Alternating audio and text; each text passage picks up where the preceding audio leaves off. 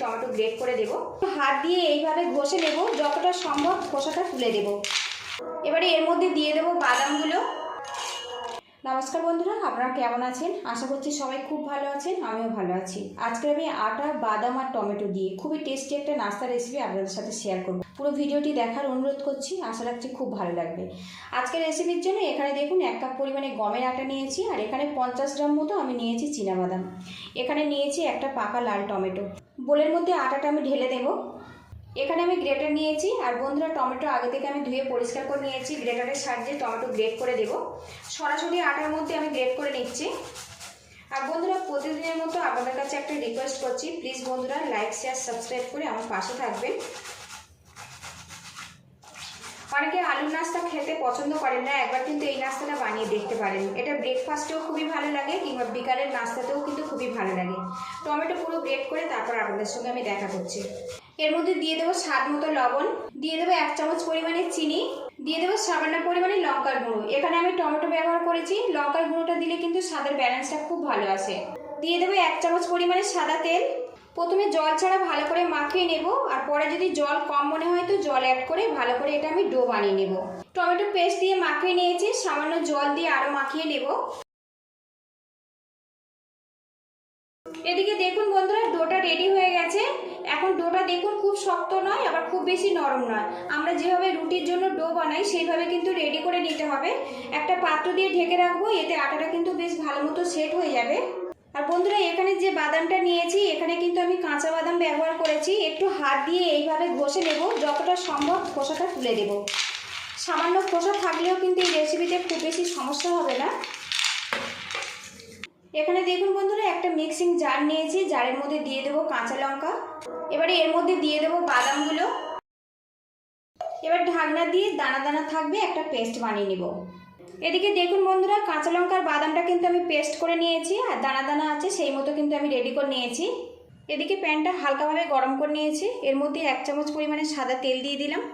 তেলটা গরম হয়ে গেছে, দিয়ে দেবো গোটা জিরে। জিরেটা ফোড়ন করে নেব। এবারে এর মধ্যে দিয়ে দেবো পেঁয়াজ কুচি। আর বন্ধুরা এখানে একটা মিডিয়াম সাইজের পেঁয়াজ চৌকো করে কেটে নিয়েছি, সেটা ব্যবহার করেছি। পেঁয়াজটা এখানে আমি হালকা করে ভাজবো, খুব নরম করে ভাজবো না। এবারে এর মধ্যে দিয়ে দেবো ক্রাশ করা বাদাম। বাদামটা কিছুক্ষণ নাড়াচাড়া করে নেব, এতে বাদামের যে একটা কাঁচা গন্ধ সেটা চলে যাবে। এবারে এর মধ্যে দিয়ে দেবো স্বাদ মতো লবণ, দিয়ে দেবো সামান্য ঝাল লঙ্কার গুঁড়ো, কালারটা ভালো আসবে। দিয়ে দেবো পরিমাণ মতো হলুদের গুঁড়ো। আর বন্ধুরা আপনারা চাইলে কিন্তু কাশ্মীরি রেড চিলি পাউডারও ব্যবহার করতে পারেন। দিয়ে দেবো সামান্য পরিমাণে জিরের গুঁড়ো। কিছুক্ষণ নাড়াচাড়া করে নেব। বেশ কিছুক্ষণ নাড়াচাড়া করে নিয়েছি, আর এখন কিন্তু বেশ আমার রেডি হয়ে গেছে। খুব সুন্দর একটা স্মেল বেরিয়ে আসছে। আপনারা চাইলে কিন্তু গরম মশলা পাউডারও ব্যবহার করতে পারেন। আমি এখানে ধনেপাতা কুচি ব্যবহার করব, সেই জন্য আর গরম মশলা পাউডার ব্যবহার করব না। ধনেপাতার স্মেলটা এই রেসিপিতে কিন্তু অনেক বেশি ভালো লাগে, সেই জন্য ধনেপাতা ব্যবহার করেছি। ভালো করে মিক্স করে নিয়েছি, আমি গ্যাস রেটটা বন্ধ করে দেব, দিয়ে এবার এটা নামিয়ে নেব। এদিকে আটাটা কিন্তু বেশ ভালো মতো সেট হয়ে গেছে। আরও কিছুক্ষণ মাখিয়ে নেব। এর মধ্যে যে চিনিটা ব্যবহার করেছি সেটা কিন্তু খুব সুন্দরভাবে আটার মধ্যে ছড়িয়ে পড়বে। ভালো করে মাখিয়ে নিয়েছি। এবার যেভাবে আমরা রুটির জন্য ডো কাটি সেইভাবে কিন্তু রেডি করে নিচ্ছি। এখানে আমি টমেটো পেস্ট ব্যবহার করেছি, এতে এই নাস্তাটা খেতে কিন্তু খুবই ভালো লাগে। আপনারা চাইলে কিন্তু টমেটো ছাড়াও বানিয়ে নিতে পারবেন। অল্প একটু আটা ছড়িয়ে নেব। এবারে এটা পাতলা করে বেলে নেব।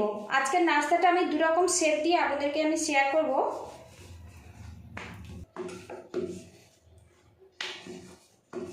এদিকে দেখুন বন্ধুরা এটা কিন্তু পাতলা করে আমি বেলে নিয়েছি। আর বন্ধুরা টমেটোর আটা দিয়ে আরও কয়েকটা রেসিপি আমার চ্যানেলে অলরেডি শেয়ার করা আছে, আপনারা চাইলে কিন্তু একটু দেখে নিতে পারেন। এবারে দেখুন রুটিটা এইভাবে আমি উল্টে নিলাম। এবারে এখান থেকে কিছুটা বাদামের মিশ্রণ আমি নিয়ে নেব, আর এইরকম কিন্তু ঝুড়ো ঝুড়ো করে রেডি করে নিতে হবে, খেতে খুবই ভালো লাগে। আর বাদাম দিয়ে বানিয়েছি, এটা কিন্তু অনেক বেশি হেলদি। এবার পুরটা এইভাবে ছড়িয়ে নেব। পুরের পরিমাণটা একটু বেশি দিলে খেতে কিন্তু খুবই ভালো লাগে। এবারে একটা সাইড থেকে এইভাবে মুড়ে দেব। এখানে কিন্তু জল ব্যবহার না করলেও চলে যাবে। তো দেখুন বেশ করে মুড়ে দিয়েছে। এবারে এইভাবে বেলুন দিয়ে একটু বেলে নেব। একটা নাস্তা কিন্তু আমার রেডি হয়ে গেছে। যে কোনো শেপ দিয়ে আপনারা কিন্তু এটা বানিয়ে নিতে পারবেন। তো দেখুন একটা কিন্তু আমার রেডি হয়ে গেছে। এদিকে দেখুন বন্ধুরা আরও একটা বেলে নিয়েছি। এর মধ্যে বাদামের পুর দিয়ে দেব। পুরটা এইভাবে ছড়িয়ে দেব, এইভাবে ভাঁজ করে দেব।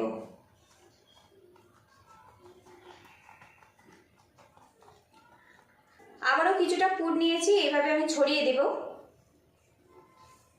আবারও এইভাবে ভাঁজ করে দেব, দিয়ে এটা ভালো করে আমি মুড়ে নেব।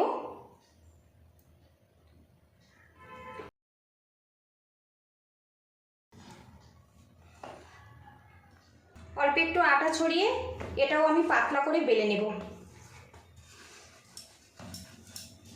এটা আপনারা কিন্তু ত্রিভুজ আকারেও করে নিতে পারেন, আবার কিন্তু গোল করেও বেলে নিতে পারেন। এখানে দেখুন এটা আমি ত্রিভুজ আকারে শেপ দিয়ে নিয়েছি।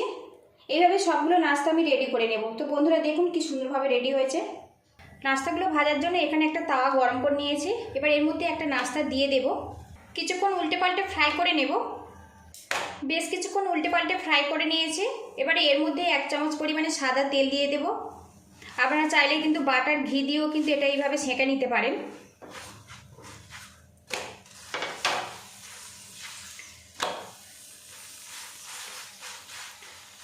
এদিকে দেখুন বন্ধুরা একটা নাস্তা কিন্তু রেডি হয়ে গেছে, আর লুকিংটা দেখুন। এইভাবে সবগুলো আমি রেডি করে নেব।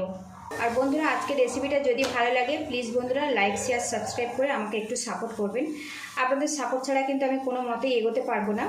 টমেটো আটা আর বাদাম দিয়ে দুর্দান্ত স্বাদের স্বাস্থ্যকর টেস্টি নাস্তা কিন্তু আমার রেডি হয়ে গেছে বন্ধুরা। নাস্তা তো অনেক রকমভাবে খেয়েছেন, একবার কিন্তু এইভাবে বানিয়ে দেখতে পারেন। এটা আমি ব্রেকফাস্টে টক দইয়ের সাথে পরিবেশন করব। পুরো ভিডিওটির সঙ্গে থাকার জন্য অসংখ্য ধন্যবাদ। ভালো থাকবেন, সুস্থ থাকবেন, দেখা হবে নেক্সট ভিডিওতে। তো বন্ধুরা সত্যি খুবই সফটি আর খুবই নরম তুলতুলেভাবে তৈরি হয়েছে পরোটাটা। দেখুন কি সুন্দরভাবে রেডি হয়েছে, আর ভিতর থেকে দেখুন পুরো একদমই ঠাসা। বাদাম কতটা টেস্টি, আর এইভাবে যদি টমেটো দিয়ে আটা দিয়ে বানানো যায় এটা কিন্তু খুবই মুখরোচকভাবে তৈরি হয়। তো দেখুন কি সুন্দরভাবে তৈরি হয়েছে, খুব সুন্দরভাবে রেডি হয়েছে দেখুন পরোটাটা।